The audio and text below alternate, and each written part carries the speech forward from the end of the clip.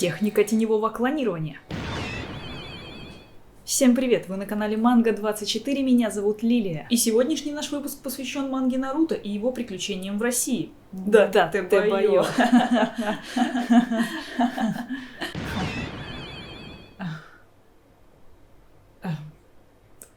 Чакра закончилась.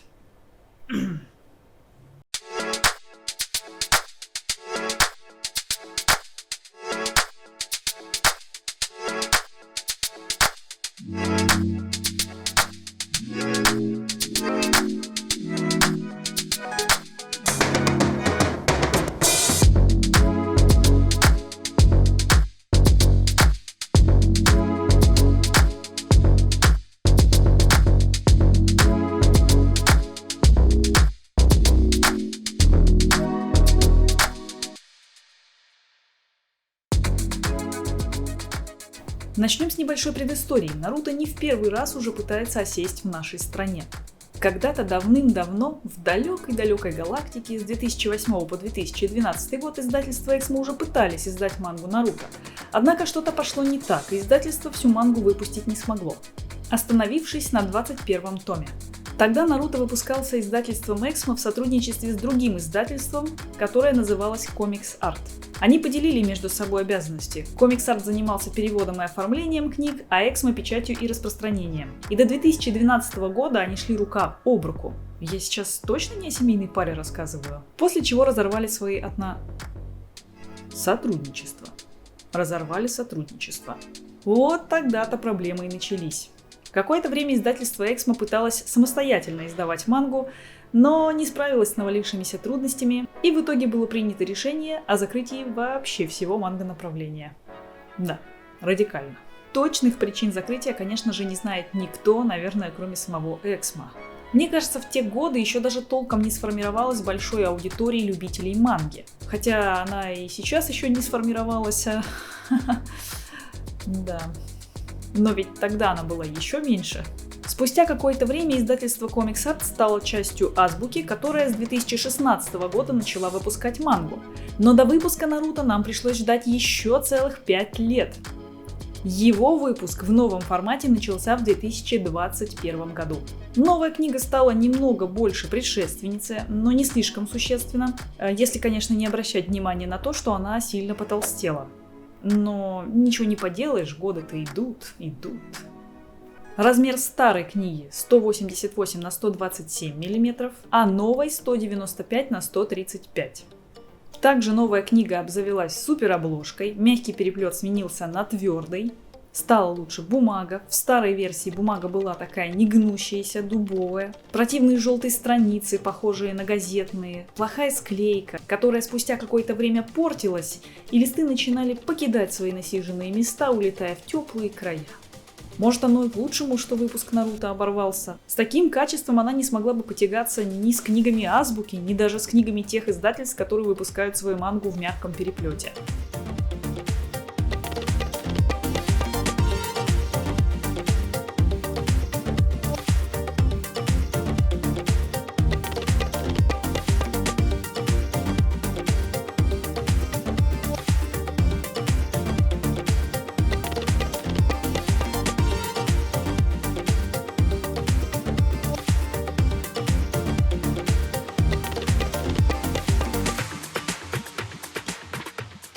Все книги от Азбуки, конечно же, напечатаны в типографии Pareto Print, а вот книги Эксмо где только не печатались.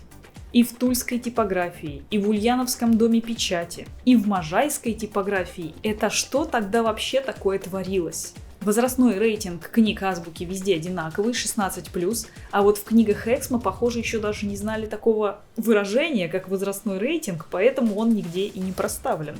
И еще обратите внимание, что руководителем, главным редактором проекта является везде, и в старых книгах, и в новых, Александр Жикаренцев.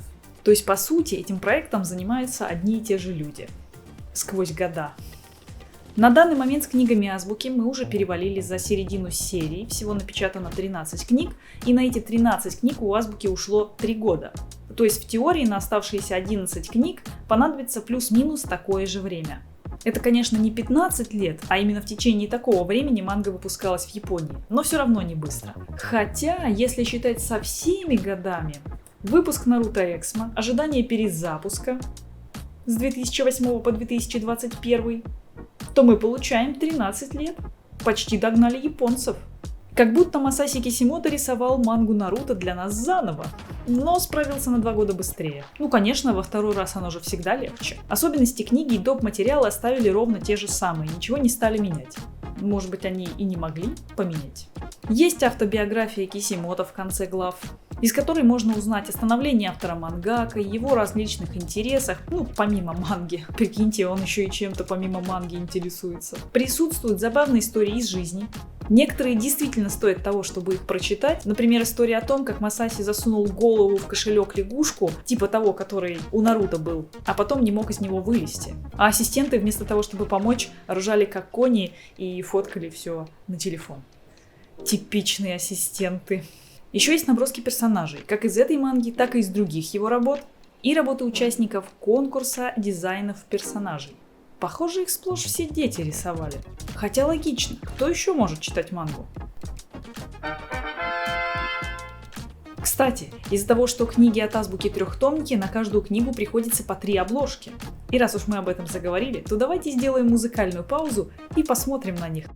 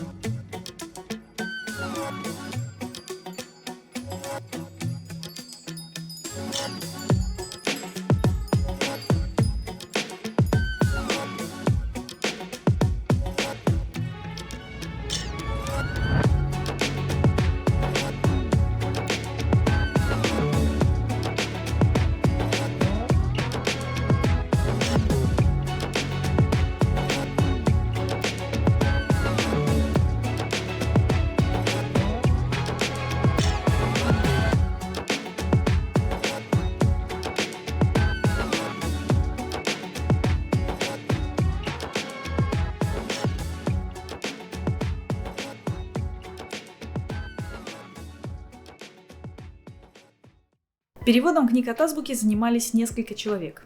Екатерина Рябова, Евгений Мягков, Наталья Саватюгина и Даниил Шлобин. Надеюсь, в фамилиях я не сделала ошибку в ударении. С первыми 2 переводчиками мы знакомы по обзору манги «Бакуман», только в том обзоре я ошиблась и назвала Евгения Мягкова Евгений Мягковой. С 1 по 6 книгу перевод делала Евгения Мягкова, а он Евгений. Да. Неловко как-то получилось. Сумимасен дешта. 3 из 4 переводчиков участвовали в переводе Наруто от Эксмо до 22 тома. Совпадение? Не думаю. Скорее всего, перевод полностью взят из тех самых книг, которые выпускались в 2010-х годах. По ним, конечно же, прошлись расчесочкой, специальной такой редакторской. Где-то чуть изменили текст, где-то взяли другой шрифт, где-то чуть-чуть по-другому расположили подписи. И если от перевода в старых книгах ощущение какое-то более грубое, любительское, то в новом варианте все смотрится гораздо аккуратнее и профессиональнее. Подбор шрифтов, их размер, построение фраз. А вот с 22 тома пошел новый переводчик, Даниил Шлобин. Свежая кровь в команде. Что хочется отметить, первые 3 переводчика старались сделать перевод неформальным. Использовали просторечные словечки и сленг для передачи характера персонажа и его настроения. Как мне кажется, это было сделано с целью более точно передать атмосферу и стиль японской манги. Даниил Шлобин продолжил традицию первых 3 переводчиков и даже как будто бы усилил, так сказать, вышел на новый уровень. В его исполнении таких словечек стало больше, и они гораздо разнообразнее. Тупить, отстойный, песочек, хана, фигачить, жесть, нудятина, заметана. Ну вы поняли. Кому-то такая стилистика может показаться даже излишне неформальной, а мы тут все-таки литературой балуемся. Не стесняются использовать и крепкие словечки, например, в разговоре Сая и Наруто. А сами посмотрите. Спасибо, хоть мат не используют. Правда, у нас впереди еще много томов и времени, и кто знает, как далеко им удастся зайти. Зато повествование идет плавно и нигде не рвется. И диалоги не звучат так, как будто герои манги играют в сломанный телефон. За это большое спасибо.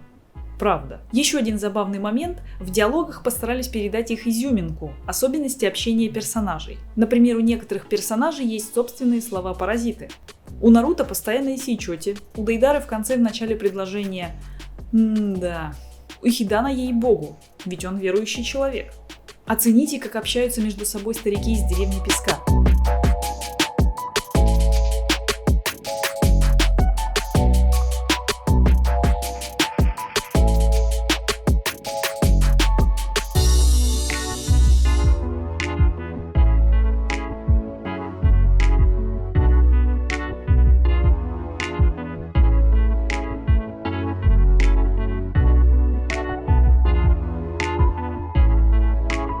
Перевели именно таким образом, чтобы передать стиль общения старичков с использованием архаичной устаревшей речи.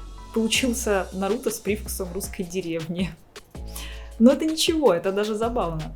Мне показалось, что перевод Даниила Шлобина вышел более живым, чем у предыдущих переводчиков, несмотря на общую неформальность, и, может быть, даже благодаря ей. Все-таки в жизни люди не разговаривают по-книжному.